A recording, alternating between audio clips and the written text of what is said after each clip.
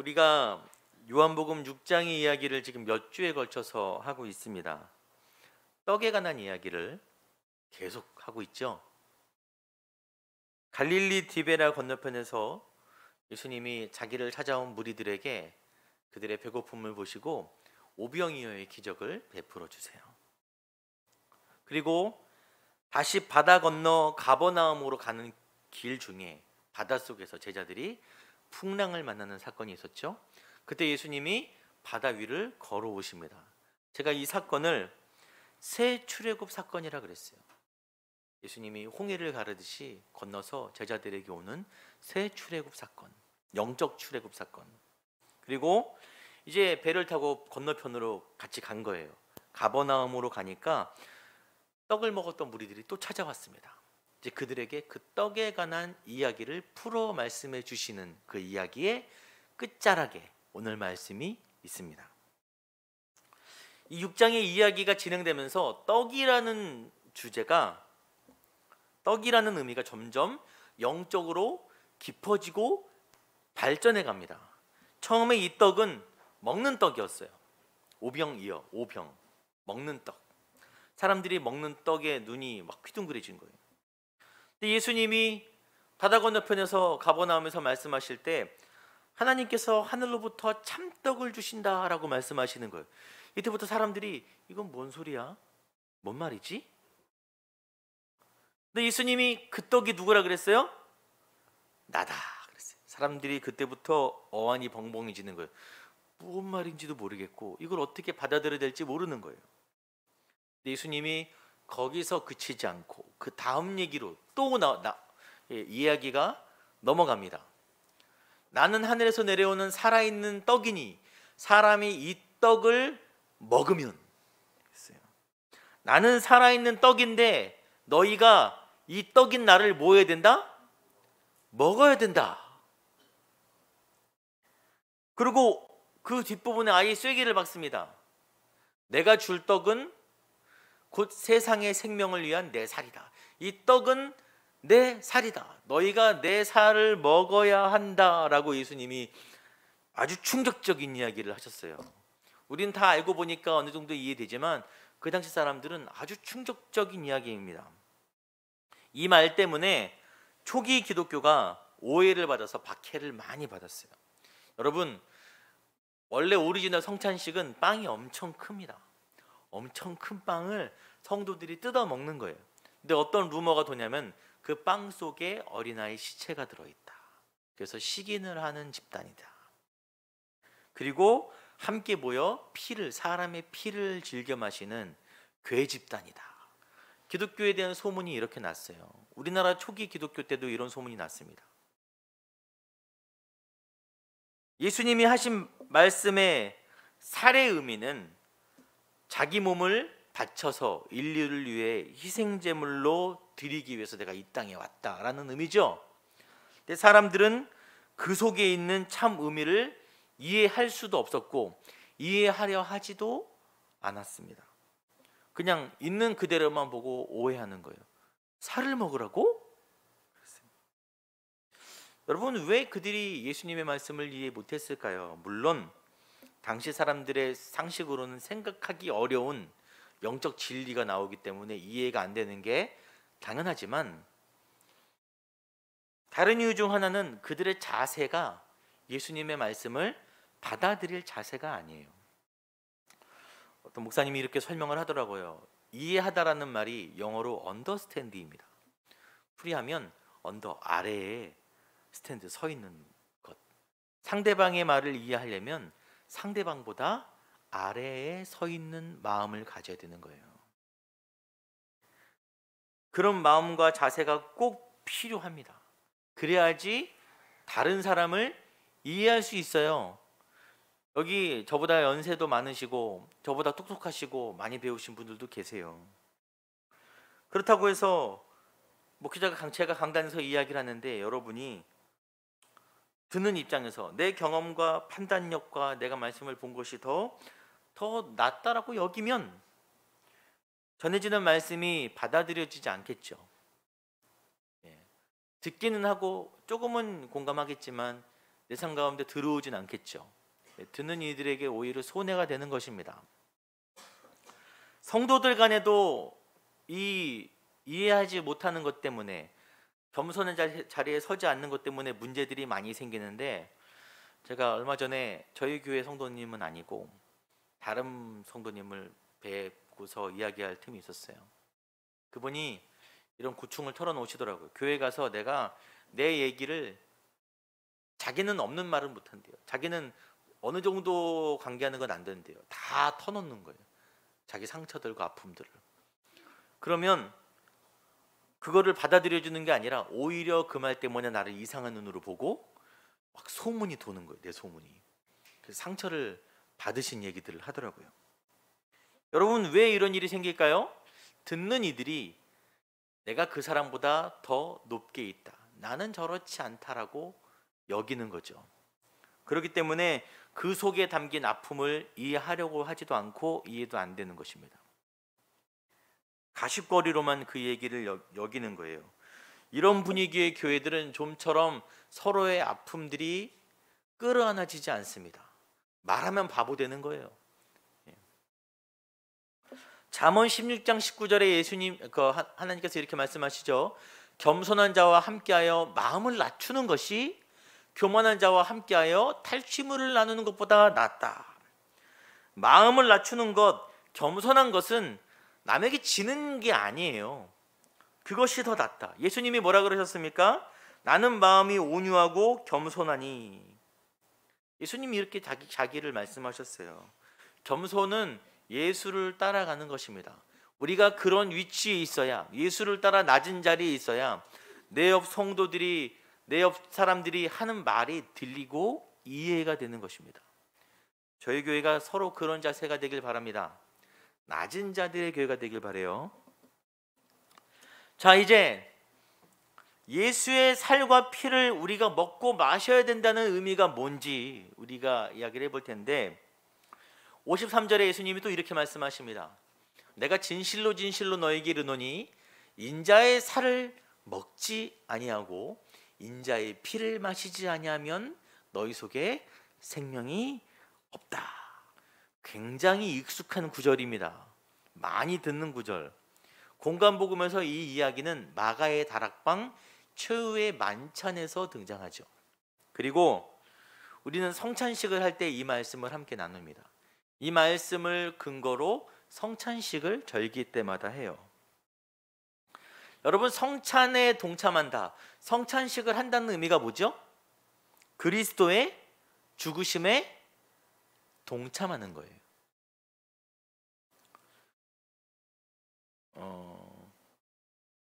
여기서 의미가 좀 더 나아가야 되는데, 우리가 직장에서 뭐 또 사회에서 일을 배우는 입장에서 상사나 선배한테 이런 이야기를 들을 수 있습니다. 우리도 할 수 있고, 잘 배워. 다 피가 되고 살이 되는 거야. 이렇게 얘기하기도 하고 듣기도 하죠. 피가 되고 살이 된다는 말의 의미는 배워서 내 것으로 만든다는 의미예요. 잘 보고 네 것으로 만들어. 다 피가 되고 살이 되는 거야.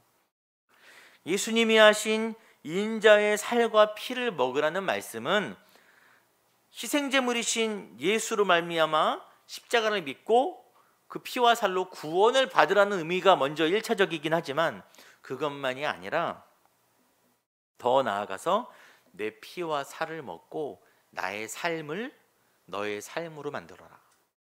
나의 가르침을 너의 가르침으로 만들어라. 그 이야기를 하는 것입니다. 그래서 예수님은 56절에 이렇게 말씀하세요. 같이 읽겠습니다. 내 살을 먹고 내 피를 마시는 자는 내 안에 거하고 나도 그의 안에 거하나니. 내 안에 거하고 나도 그의 안에. 또 어서 많이 듣던 말이죠. 어디서 나오죠? 무슨 비유에서? 포도나무 비유에서 이런 말이 나와요. 여러분, 포도나무 비유의 지향점은 어디 있냐? 열매에 있습니다. 그가 내 안에, 내가 그 안에 거하면 그가 많은 열매를 맺나니. 열매에 있어요. 예수의 살과 피를 먹고 마시는 자들은 예수 안에 거하게 되므로 열매를 맺는다. 열매를 맺어야 한다. 지금 그 이야기를 하고 있습니다. 여러분, 열매 얘기 별로 안 좋아하시는 거 저도 압니다. 열매 얘기는 부담스럽죠. 내 삶의 변화를 촉구하는 말씀. 여러분, 이 말씀이 부담스러운 이유는 변하고 싶지 않은 죄된 본성이 저와 여러분 가운데 있기 때문이에요. 안 변하고 싶어. 이대로 살고 싶어. 살아온 대로, 내가 하고 싶은 대로, 내 멋대로 하고 싶은데 말씀은 계속 변하라고 우리에게 요구해요. 그 얘기를 안 듣고 싶습니다. 사람 본성이 그래요. 우리가 머물고 싶은 신앙의 포지션은 어떤 포지션이냐? 받는 위치에 있고 싶어요. 은혜를 받는다 그러죠. 마음의 위로와 평안도 받는다 그러죠. 복을 받는다 그러죠. 새 힘을 받는다 그러죠. 성령도 받는다 그러죠. 내가 앉은 자리에서 하나님이 또한 교회가 만나와 메추리처럼 나에게 막 주기를 바라는 거예요. 은혜를. 그러나 성경은, 예수님은 너희가 받으라고만 말씀하시는 게 아니에요. 나를 따르라. 내 살과 피를 먹어라. 네 것으로 만들어라. 나의 삶을 너희 것으로 만들어야 된다. 그리고 나를 따르라. 이전과는 다른 삶의 자세를 예수님은 확실하게 요구하십니다. 예수님이 베드로를 만나서 배와 그물을 버리고 나를 따르라. 여러분, 생업을 버리라는 얘기가 아니라 내 존재의 방식이 이제는 세상의 원리가 아닌 다른 원리에 따라서 결정돼야 함을 예수님이 촉구하시는 거예요. 세상 방식대로 살 거야? 나를 따르라. 나의 방식대로 세상을 좀 살아봐. 이제 교회에 속해 있고 교회가 제시해주는 일들을 지키며 스스로 성도라고 생각하는 거예요. 어떤 이들은 교회에서 많은 것들을 요구하고 열심히 하라고 할 때 오히려 마음의 평안함을 느낍니다. 왜냐하면 그렇게만 열심히 하면 내가 참된 성도 같으니까. 예수님의 생각은 달라요. 존재하는 방식과 사고와 목적이 예수와 닮아가지 않으면 교회에 있다 할지라도 아무리 열심히 해도 예수와는 무관한 사람이 돼버립니다. 여러분, 이 얘기를 종합해 볼 때 예수 믿는 게 쉽습니까? 어렵습니까? 그렇죠. 솔직한 말이죠. 어렵죠. 어려워요. 예수 제대로 믿는 일은 어렵습니다. 여러분, 새 생명을 얻는 일인데 그 대가가 왜 없겠어요? 어려워요. 그래서 60절에 제자 중 여럿이 듣고 말하되 이 말씀은 어렵다. 누가 들을 수 있느냐? 너무 어려워. 여기서 이 제자들은 12제자를 얘기하는 게 아니에요. 누가복음에 보면은 70명이 넘는 제자 그룹이 있습니다. 그들을 파송하세요. 그 더 큰 그룹의 제자 무리들을 이야기하는 것입니다. 그들도 제자들이었어요. 그들이 이 말씀을 듣고 이 말씀은 어렵다. 누가 들을 수 있냐? 단지 이해하기 어렵다는 게 아니고 예수님이 뭐라 그러시냐면 이르시되 이 말이 너희에게 걸림이 되느냐? 마음에 걸리니? 그러는 거예요. 오병이의 기적도 좋고 예수의 놀라운 가르침도 좋았어요. 하지만 정작 예수님이 가야 될 길을 가르치자. 저 길이 나의 길이야. 가겠니? 하자 순교와 희생의 길에 대한 결단의 요구는 싫은 거예요. 부담스러운 거예요. 아, 저건 아닌 것 같아. 이때 제자들 사이에 어떤 일이 발생하냐면 이 말씀에 대하여 수군거리는 줄 아시고, 수군거립니다. 자기들끼리. 여러분, 수군거림이라는 것은 성경에도 지적하는 건데 인간의 죄성이 뚜렷하게 반영된 행위예요. 인간의 민낯입니다. 여러분, 일반 비판과는 달라요. 수군거림은. 일반 비판은 여러분 비판하면 됩니까? 안 됩니까? 돼요? 안 돼요? 되죠. 네, 성경에서 비판하지 말라고 하지만 그 비판은 자기 꼴을 모르고 하는 비판이고 건강한 비판은 됩니다. 그 대신 자기를 밝히고 비판해야 돼요. 그 비판에 대한 자기 책임을 지는 것입니다.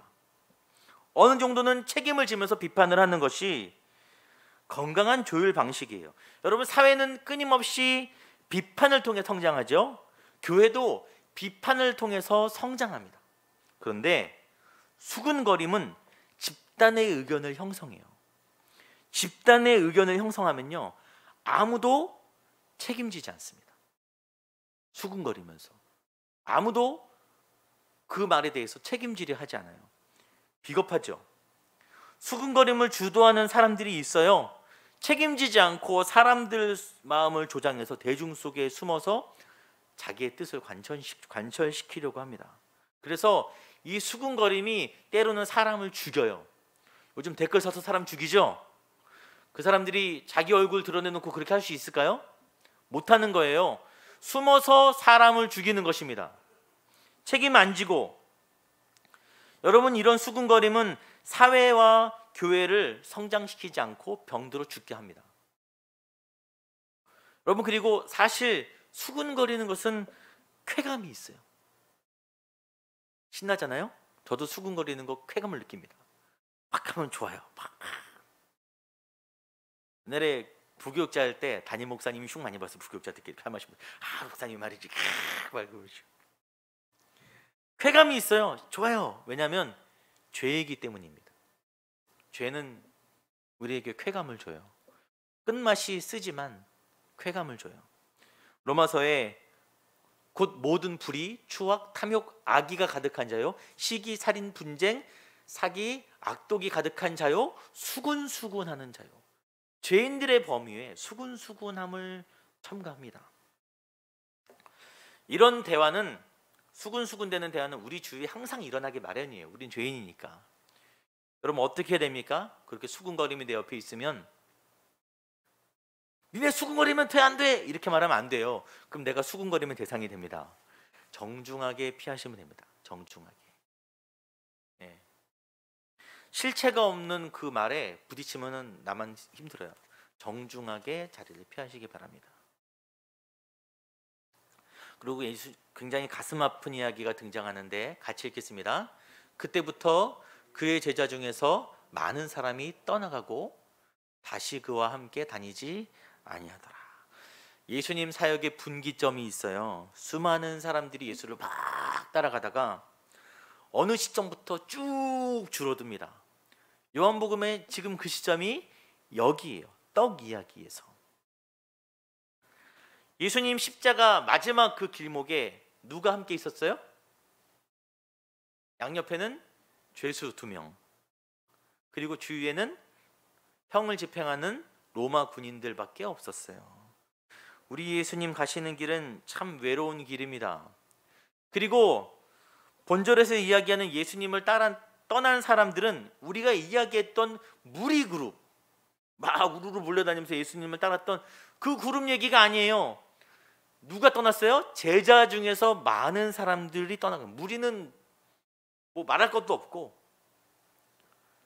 제자들 중에 많은 사람들이 예수님을 떠났습니다. 이들은 한때 자신의 삶을 뒤로 한 채 예수님을 따르며 헌신했던 사람들이에요. 그들이 예수님을 떠나갔다라는 말은 변절했다. 예수를 따르기 위해 포기했던 이전 삶으로 돌아가 버린 거예요. 이들은 겉으로는 헌신을 해왔죠. 열심을 가지고 예수를 따랐습니다. 하지만 여러분, 이런 열심은 유대인들도 할 수 있어요. 그들이 얼마나 율법에 열심입니까? 겉으로 열심히 하는 건 할 수 있으나 예수님이 말씀하시는 본질적인 삶의 변화는 좋아요, 싫어요? 싫어요. 내가 겉으로 예수님을 향해서 뭘 해줄 수는 있지만 내 삶 깊숙이 나의 본질적 변화를 요구할 때 그건 싫은 거예요. 그러니까 떠나갑니다. 또한 그들이 예수님께 바라던 것은 세상적 성공이었어요. 근데 하지만 예수님이 갑자기 자기 희생을 얘기하니까 못 받아들이고 수군대다가 떠나가요. 그들이 그냥 갔겠어요? 예수님께 그럴 줄 몰랐어요. 어떻게 이럴 수 있어? 내가 처음엔 잘 봤는데 아니구만 할 때 예수님의 마음이 얼마나 아팠을까요? 예수님은 완전한 사람이시잖아요. 완전한 하나님이시지만 얼마나 그 마음이 쓸쓸했겠습니까? 그래서 예수님께서 진리로 가는 길은 좁고 협착해서 따르는 자가 별로 없다라고 말씀하시는 거예요. 그리고 예수님의 감정이 굉장히 드러나는 말이 12제자에게 이르시되 너희도 가려느냐 그랬어요. 12제자가 이제 남아있는데 너희도 가려느냐? 이 원어로 잘 해석을 하면 너희도 가려느냐라는 말뜻이 너희까지 가버리려고 그런 건 아니지? 그렇지? 그 얘기인 거예요.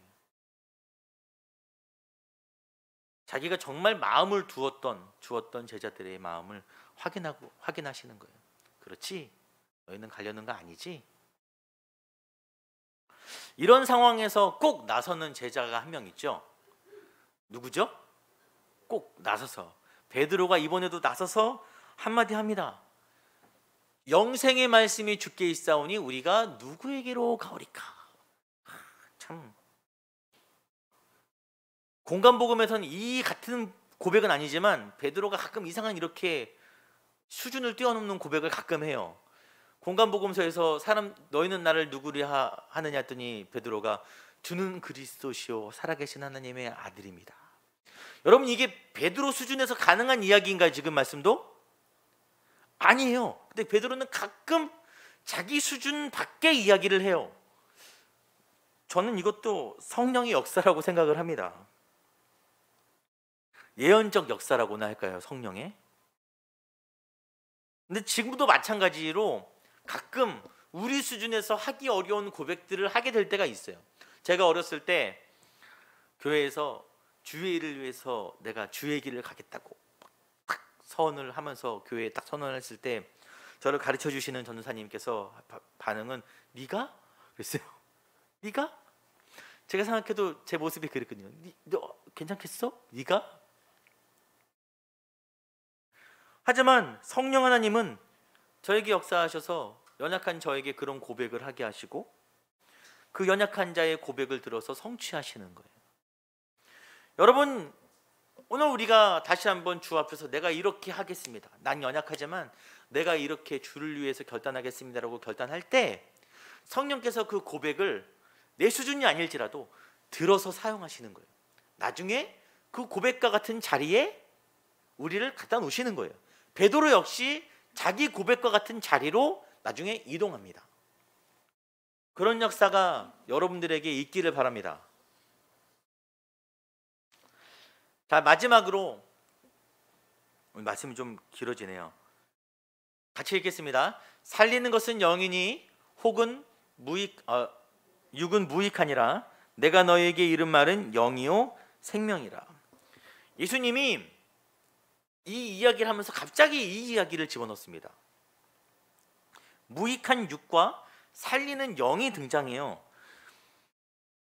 여러분, 이것은 선악의 개념이 아니라 존재 양식에 따른 이야기인데, 뭐냐면 육은 옛 율법 시대의 양식이에요. 영은 예수님이 열어주시는 새 창조의 존재 양식입니다. 그래서 예수님이 하시는 말씀은 뭐로 해석해야 돼요? 육으로 해석해야 됩니까? 아니요, 영으로 해석해야 되는데 사람들은 육의 개념에서 예수님의 말씀을 해석하려는 거예요. 엉뚱한 열쇠로 열려니까 안 열리고 이해도 안 되고 감당도 안 되는 거예요, 예수님의 말씀이. 여러분, 예수님이 하신 말씀, 새 시대의 마음의 법은 율법보다 더 지독합니다. 예전에는 행위를 해야 간음이었는데 이제는 음욕을 품어도 간음인 거예요.